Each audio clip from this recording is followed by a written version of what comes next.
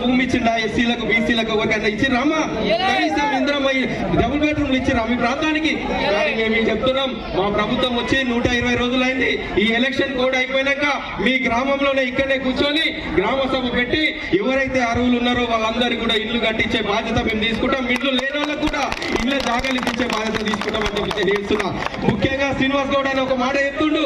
ఏం చెప్తుండంటే, మా ప్రాంతంలో నేషనల్ హైవే ఉంది, రోడ్ అవతల హాస్పిటల్ ఉంది, హాస్పిటల్ పోవడానికి ఇబ్బంది అవుతుంది, రోడ్డు మీద యాక్సిడెంట్లు అయ్యి చాలా ఇబ్బంది అవుతుంది అన్న, మాకు మీరు ఫుట్బాల్ బ్రిడ్జి కట్టియాలని చెప్పారు. ఖచ్చితంగా గెలిచిన తర్వాత ఒక 2-3 నెలలలో మీకు ఆ బ్రిడ్జి కట్టించే బాధ్యత తీసుకుంటా అని చెప్పి తెలియజేస్తున్నా. అట్లనే ఈ ప్రాంతంలో కూడా రోడ్డు విషయంలో చెప్తున్నారు అన్నారు. షాలిపేటకు రోడ్ ఇబ్బంది ఉంది అంటుండు. ఒక 4 నుంచి 5 కిలోమీటర్ల దూరం ఉంటుంది అంటుండు. ఖచ్చితంగా ఇక్కడ సందాపూర్ షాలిపేటకు కూడా రోడ్ వేయించే బాధ్యత మేము తీసుకుంటామని చెప్తున్నాం. మన ప్రభుత్వం